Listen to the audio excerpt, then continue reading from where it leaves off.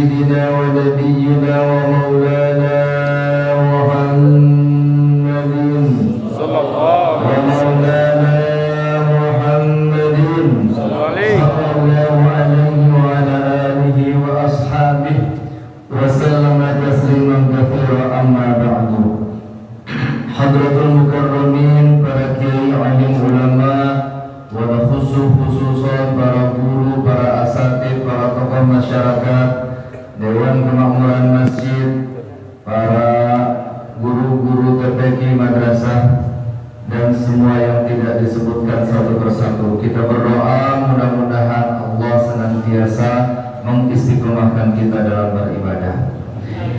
Bapak dan Ibu kumaha darama? Luar biasa, sehat. Apa maksudnya? Kumaha ibu-ibu jamaah, bapak dan rahman? Alhamdulillah, luar biasa. Alhamdulillah langsung. Alhamdulillah saya Pak. Tanggal 26 besok pencoblosan ya. Kita berdoa mudah-mudahan Allah berikan kita pemimpin yang amanah, pemimpin yang bertakwa, pemimpin yang soleh, pemimpin yang berpihak kepada rakyat. Amin ya Allah ya Rabbal Alamin. Bismillahirrahmanirrahim. Malam hari ini kita akan melanjutkan makalah yang ke-29 di bab 4 Nasaihul Ibad, syarah dari kitab Al-Munabbihat. Kita kemarin sudah membahas 4 perkara yang kalau kita memalingkan diri kepadanya maka kita akan mendapatkan apa? Surga. Ingat kan? Mendapatkan apa? Surga. Muali terasa. Nah, pasti marhot ya. Sekarang kita lanjutkan saja. Bismillahirrahmanirrahim. Wal maqalatu at-tasi'atu wal 'ishruna. Makalah ke-29. Ini bukan hadis. Kemarin kita sudah bahas hadis. Ini juga bukan athar. Kemarin kita sudah bahas athar. Ini adalah qaul ulama. An Hamid Al-Lafafi rahimahullahu ta'ala annahu qala. Ada nasihat yang sangat indah dari seorang yang saleh namanya Hamid Al-Lafaf. Hamid Al-Lafaf ini orang Damaskus. Beliau hidup di zaman Bani Umayyah. Beliau ingin merumuskan kebahagiaan manusia. Karena keprihatinannya banyak manusia yang hidupnya ingin bahagia dan seakan-akan sudah memenuhi syarat bahagia, tapi nyata-nyatanya dia tidak hidup bahagia. Dan di nasihat di hadis-hadis sebelumnya kita sudah sempat membahas, mungkin ada yang masih ingat. Alamatus sa'adah arba'atun. Ada 4 tanda bahagia. Jadi kalau ingin hidup kita bahagia, pastikan 4 tanda ini ada di dalam hidup kita. Yang pertama adalah dzikrul dzunub al-madiyah, senantiasa mengingat-ingat dosa kita yang lalu, yang pernah kita lakukan. Dengan mengingat dosa, kita akan ingat bahwa dosa kita banyak. Karena kita sadar dosa kita banyak, maka kita akan sangat butuh pengampunan dari Allah. Karena kita butuh pengampunan dari Allah, maka kita akan dekat dengan taubat. Ibu-ibu ketahuilah bahwa kalau ibu-ibu sholat, ibu-ibu sedang membuktikan cinta ibu-ibu kepada Allah. Ketika bapak-bapak zakat, bapak-bapak sedang membuktikan cinta bapak-bapak kepada Allah. Tapi ketika kita taubat, Allah sedang membuktikan cintanya Allah kepada kita. Kalau kita sholat, itu adalah tanda bahwa kita mencintai Allah. Tapi belum tentu dengan sholat itu Allah mencintai kita. Karena tidak semua sholat itu Allah terima, betul? Kalau kita puasa, itu adalah bukti bahwa kita mencintai Allah. Tapi dengan puasa itu belum tentu Allah mencintai kita, sebab tidak semua puasa kita Allah terima. Tapi ketika kita bertaubat, taubat ini amal yang sangat istimewa. Di saat amal-amal yang lain membuktikan kita mencintai Allah, taubat menjadi bukti bahwa Allah mencintai kita. Mana dalilnya? Innallaha yuhibbut tawwabina wa yuhibbul mutatahhirin. Itu dalilnya. Allah itu cinta kepada orang yang bertaubat dan orang yang konsisten membersihkan diri. Jadi yang pertama nih, tanda kebahagiaan adalah selalu ingat bahwa kita adalah orang yang salah. Kita pengen soleh, jangan dibalik. Kita soleh pengen salah, jangan.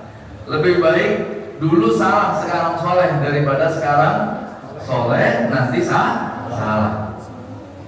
Yang kedua, tanda yang kedua adalah nisyanul hasanat al-madiyah. Tanda kebahagiaan kedua adalah melupakan kebaikan yang lalu yang pernah kita lakukan.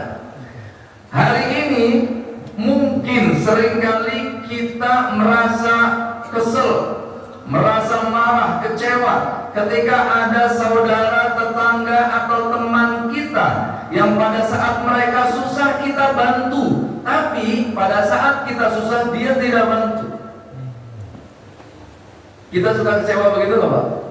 Kita bantu nih tetangga gak punya uang, datang pinjam dulu 100 biar silaturahmi tidak putus. Tapi giliran kita butuh bantuan dia hilang. Susah, benar. Benar ya? Sebetulnya dalam hal ini jangan salahkan tetangga kita, jangan salahkan teman kita yang dulu ditolong, tapi saat kita butuh pertolongan dia nggak nolong kita. Jangan salahkan tetangga kita, tapi salahkan diri kita. Kenapa kita tidak melakukan tanda kebahagiaan yang kedua, yaitu nisyanul hasanat al-madiyah, melupakan kebaikan yang telah kita lakukan. Jadi sebenarnya bukan dia salah, karena urusan kita membantu orang itu bukan urusan kita dengan orang itu, tapi urusan kita dengan siapa? Allah. Dengan Allah. Jadi kalau orang itu tidak timbal balik kepada kita, memang kita nggak butuh balasan dari dia. Jadi kalau dia nggak balas budi kepada kita, harusnya kita tidak perlu kecewa dengan orang itu. Yang perlu kita kecewai adalah diri kita. Kenapa kita mengingat-ingat kebaikan kita kepada orang lain? Dan itu yang mengganggu kebahagiaan kita. Sekarang bebaskan diri kita dari orang-orang yang dulu pernah kita bela. Bebaskan diri kita dari berharap jasa, berharap balas jasa dari dulu orang yang pernah kita tolong. Insya Allah itu kunci bahagia yang kedua. Yang ketiga, wa nadharuhu ila man huwa fawqahu fid din, dan kemampuan seseorang untuk selalu melihat yang di atas untuk urusan agama. Untuk urusan ibadah, lihat orang yang lebih soleh. Untuk urusan zakat, lihat orang yang lebih istiqomah. Untuk urusan ta'lim, lihat orang yang lebih rajin. Untuk urusan ilmu agama, lihat orang yang lebih pintar. Selalu urusan akhirat, lihat yang ke atas. Dan sebaliknya, yang keempat, tanda kebahagiaan yang keempat adalah wa nadharuhu ila man dunahu ila man huwa dunahu fid dunya. Kemampuan seseorang untuk selalu melihat ke bawah dalam urusan dunia. Itu kunci bahagia yang keempat. Coba saya tanya sama bapak-bapak, orang naik motor itu susah atau senang? Hah? Ada yang bilang susah, ada yang bilang senang. Ya, nah senang kalau yang dilihat adalah teman kita yang naik sepeda. Kita bersyukur, alhamdulillah, teman kita harus digoes, kita tinggal digas. Bahasanya kita dulu ya. Kami selama ini mencari kekayaan. Kami kira kekayaan itu ada pada harta yang banyak, sehingga kami mengumpulkan harta sebanyak-banyaknya. Namun ternyata ketika harta sudah terkumpul dengan begitu banyaknya, kami tetap tidak menemukan hati kami merasa kaya, merasa cukup. Bahkan kemudian kami menemukan justru kekayaan itu bukan pada harta yang bertumpuk, bukan pada harta yang banyak, namun kekayaan justru ada pada hati yang apa? Yang qanaah, yang menerima. Kalau di suatu pagi, bapak-bapak pernah nggak jalan ke satu tempat, ada warung kopi, bukan Starbucks, warung kopi yang pinggir-pinggir jalan itu, yang bungkus kopinya itu pakai gelas plastik. Yang ngegoceknya pakai bungkusnya itu loh. Ya, pernah ya Pak ya? Pernah ya? Nah, di gocek itu kan nikmat betul ya. Pagi-pagi kita sama teman-teman kita sedang duduk, kemudian lewat di depan kita mobil Alphard. Mobil Alphard punya orang miskin apa orang kaya? Nah, pertanyaannya, lebih kaya mana? Yang sedang duduk ngopi atau yang sedang di atas mobil Alphard? Betul juga sih. Nah, kemudian si orang ini simulasi aja ya. Satu orang bertanya kepada orang yang ngopi satunya, tuh lihat tuh, orang udah pada kaya, mobilnya udah Alphard. Kata yang satunya, yang di atas mobil Alphard belum tentu lebih kaya dari kita. Kenapa? Karena dia masih sibuk cari duit. Kalau kita sudah buang-buang duit. Meskipun 5.000 tapi udah buang duit. Mana yang lebih kaya? Coba pertanyaan kedua coba.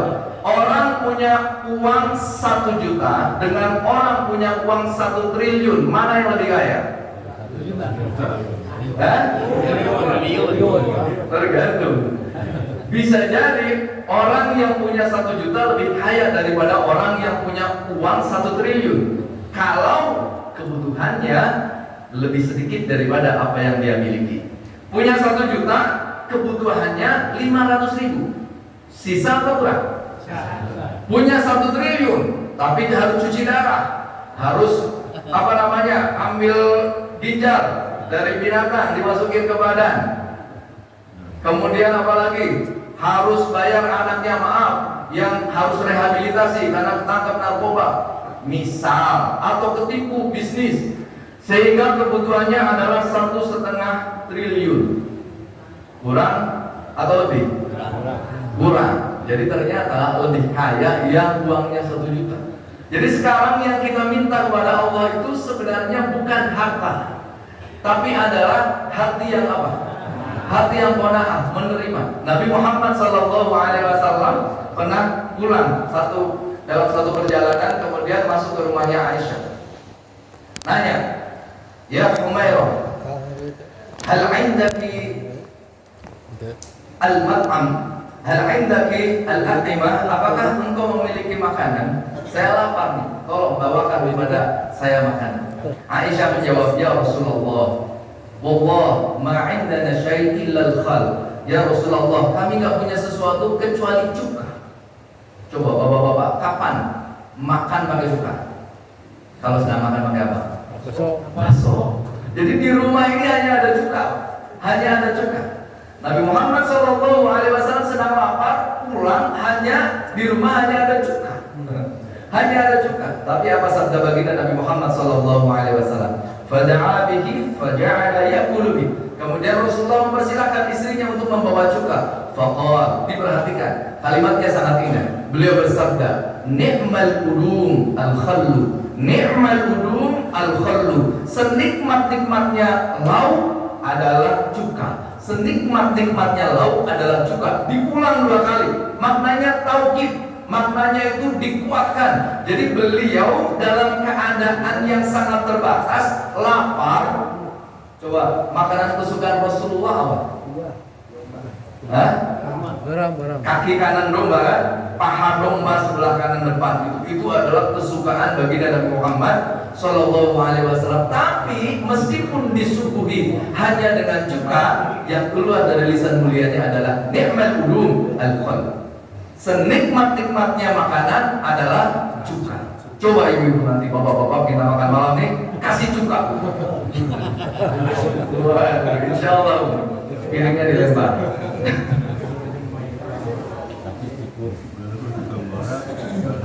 Jadi sebenarnya hidup itu akan menyenangkan apabila tidak banyak keinginan.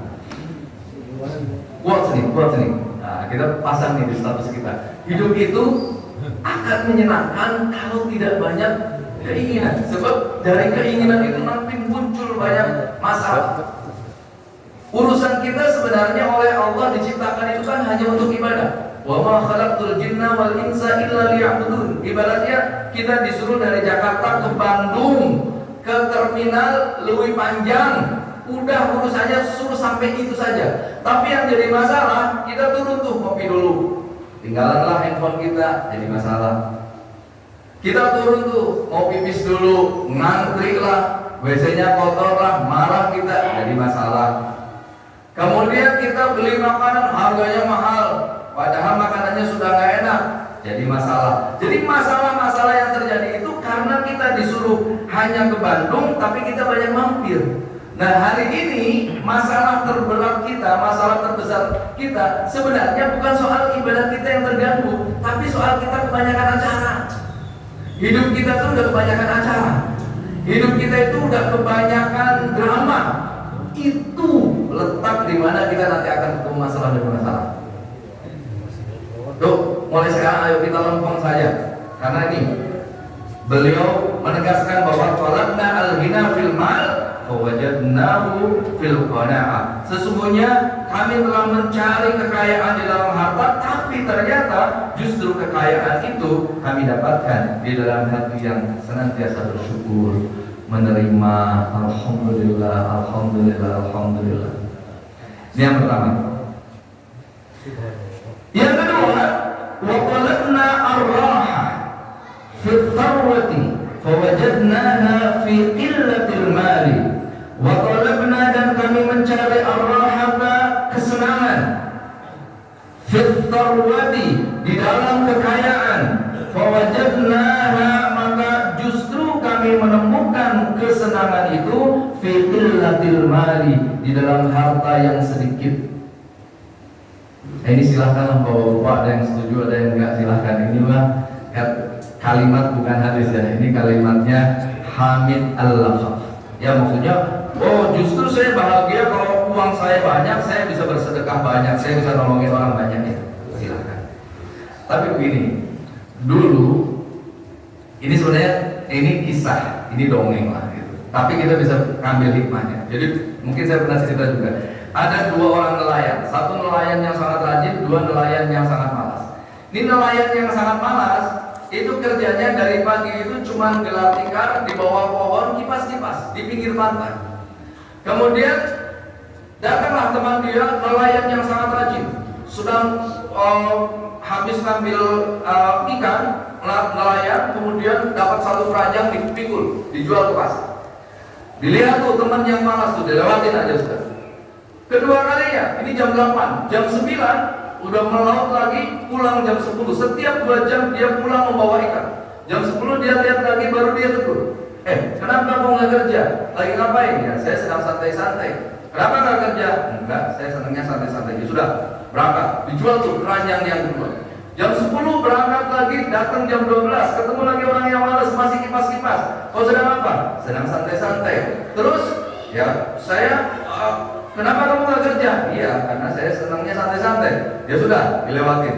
Jam 2 datang lagi dengan keranjang ketiga, datang lagi dengan keranjang keempat, dan seterusnya sampai sore.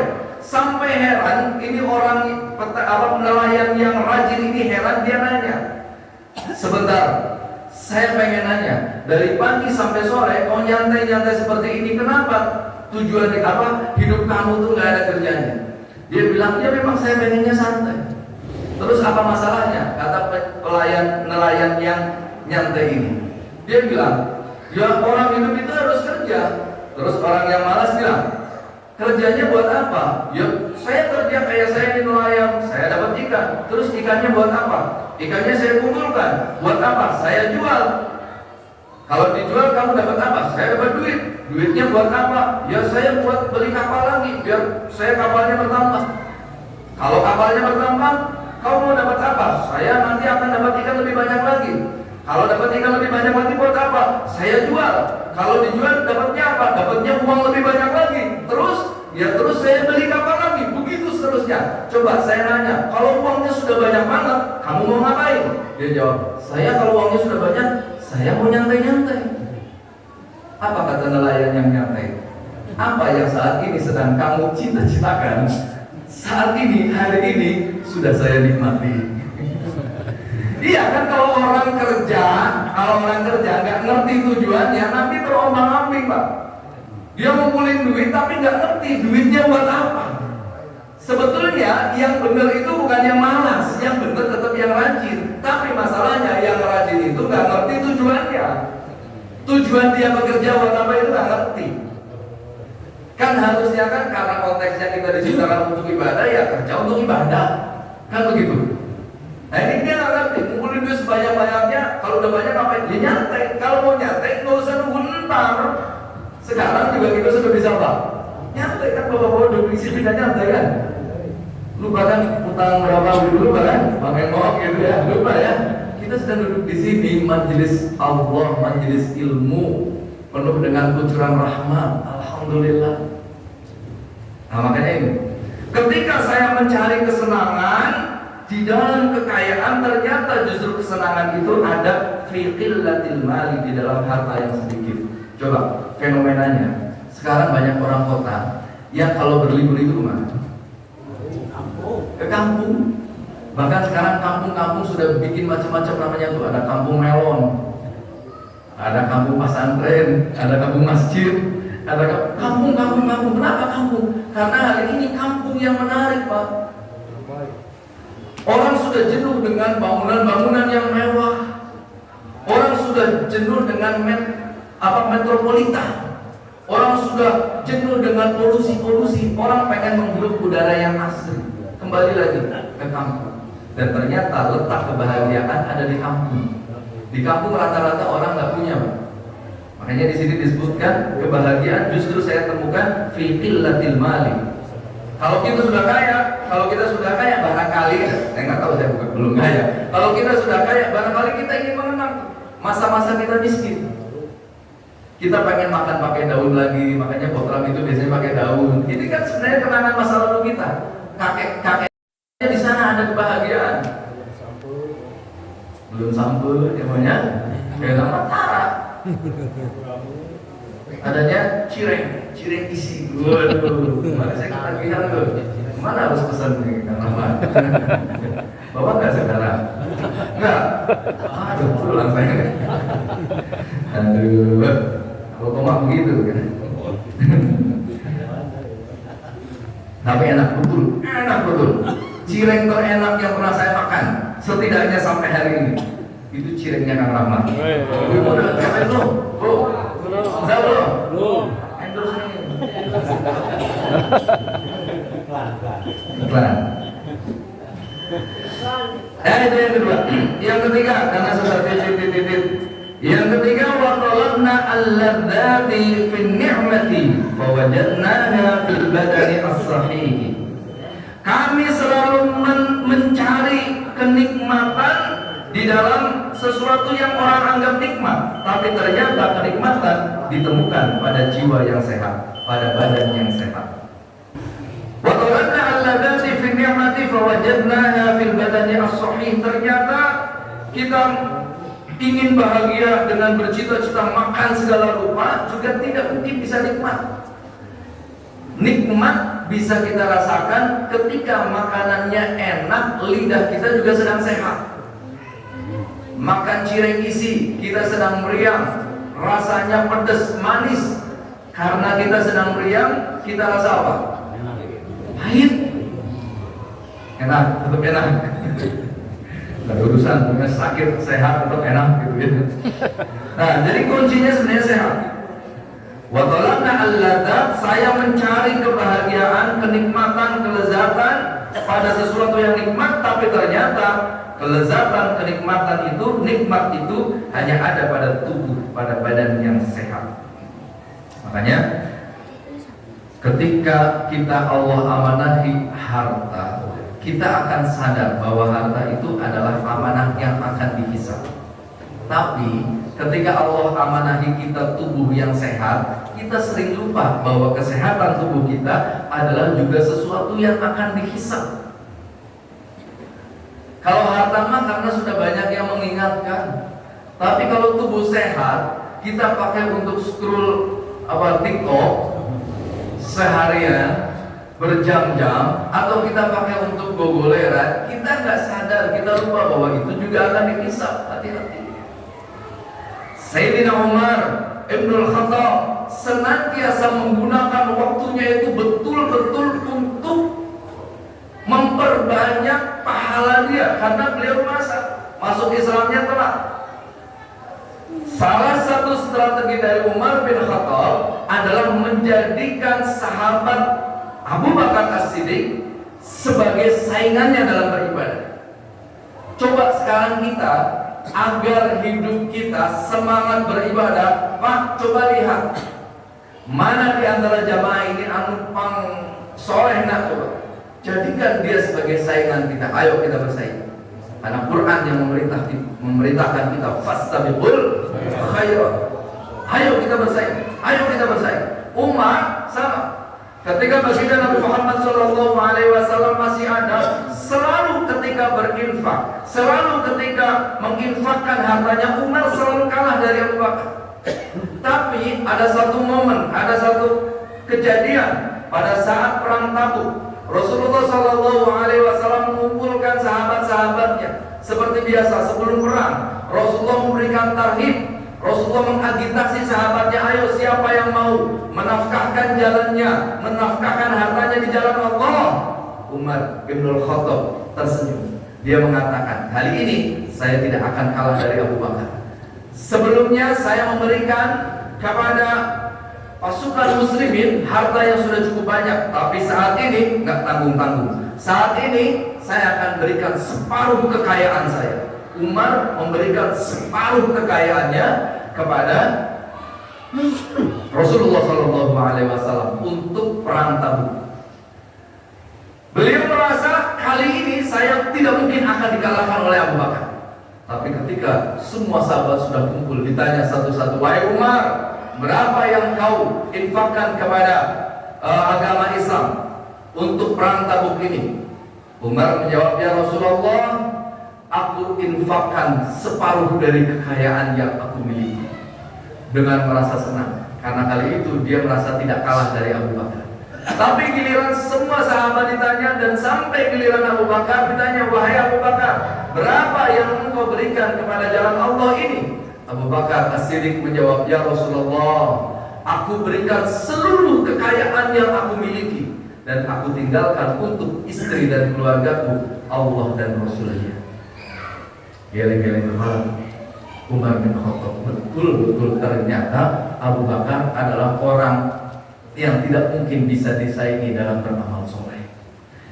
Itu keinginan untuk bisa mengalahkan Abu Bakar itu tidak pernah padam. Bahkan ketika Abu Bakar sudah dilantik menjadi khalifah Rasulullah SAW, Abu Bakar sudah menjadi khalifah. Kemudian Umar mencari-cari setiap ada amal soleh yang dikerjakan oleh Abu Bakar, beliau memastikan diri bahwa beliau pasti melakukannya. Dan pada saat itu beliau sudah nanya ke semua sahabat, ke istrinya Abu Bakar, ditanya apa ini amalannya, apa amalannya, ke orang-orang dekatnya, semua sudah diikuti oleh Umar bin Khattab. Tapi ternyata ada satu hal yang membuat Umar bin Khattab lagi-lagi merasa kalah. Jadi rupanya Abu Bakar itu setiap kali selesai sholat subuh, keluar dari masjid sudah syuruk. Ada beberapa sahabat, mereka melihat Abu Bakar berjalan ke arah rumahnya, seakan-akan akan pulang. Tapi ketika sudah berada di depan pintu rumahnya, beliau nengok kanan, nengok kiri, nggak ada yang lihat. Beliau balik badan, masuk ke gang, menerobos lorong-lorong, belusukan, dan sampai kepada rumah gubuk yang sudah rewel. Beliau masuk ke gubuk itu. Satu ketika di satu pagi diintai, diikuti oleh Umar bin Khattab. Ya Allah, ternyata sahabatku khalifah yang menurutku sekarang sudah menjadi khalifah, sehingga beliau punya tanggung jawab dan kesibukan, dan ini adalah saat saya bisa mengalahkannya. Ternyata beliau selepas subuh ternyata tidak langsung masuk ke dalam rumahnya, tapi justru masuk ke rumah gubuk yang sudah rewel. Ditunggu dari kejauhan sampai 1 jam nggak keluar, 2 jam nggak keluar, 3 jam baru keluar. Dan ketika keluar, Abu Bakar sudah terlihat pulang. Umar langsung menyelinap masuk ke dalam rumah itu, ingin melihat apa yang ada di rumah itu. Mungkinkah di dalamnya ada seorang janda heranda? Ternyata Anda salah. Ternyata yang ada di dalam adalah seorang nenek-nenek yang sudah buta matanya, yang sudah melumpuh kakinya, yang sudah tidak bisa bergerak dan tidak punya sanak famili, tidak punya keluarga yang merawatnya. Masuk ini Umar bin Khattab, Assalamualaikum. Waalaikumsalam. Ada apa? Wahai nenek, tahukah, wahai nenek, kalau boleh tahu siapa yang tadi masuk ke dalam rumahmu? Kata nenek itu, demi Allah, aku tidak mengenalnya karena dia tidak pernah mengenalkan dirinya. Tapi demi Allah, setiap pagi dia selalu masuk ke dalam rumahku, menyapu seluruh sudut yang ada di dalam rumahku, menata semua yang ada di dalam rumahku, kemudian mencucikan bajuku dan membersihkan tubuhku, kemudian memasakkan untuk aku makan pagi sampai malam. Nangis semua, ya Allah. Kalau udah kayak gini, mual kataikan ya mah, mual biasa kak budak ya mah. Abu Bakar As-Siddiq disebutkan oleh malaikat Jibril di pembahasan sebelumnya. Umar hasanatun min hasanati Abu Bakar. Umar adalah satu kebaikan dari sekian banyak kebaikannya Abu Bakar. Setelah sebelumnya dijelaskan ketika Rasulullah bertanya, ya Rasulullah, ya Jibril, sifli an hasanati Umar. Wahai Jibril, sifatkanlah kepadaku seperti apa kebaikan Umar. Jibril menjawab, Umar itu kebaikannya sangat banyak.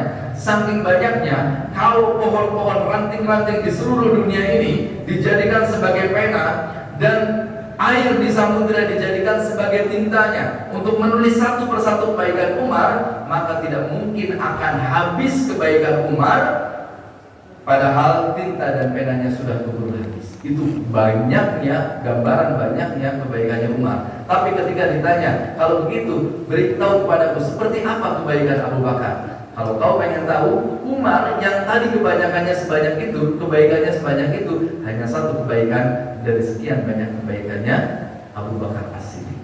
Kita berdoa ya, mudah-mudahan nanti di surga selain jumpa dengan Rasulullah, kita bisa juga berjumpa dengan sahabat-sahabat Nabi itu. Kita reuni. Dan enggak itu dulu ada promosan gitu di kitab ini, ada enggak? Kita tanyakan nanti kayak gimana. Ya. Itu yang ketiga.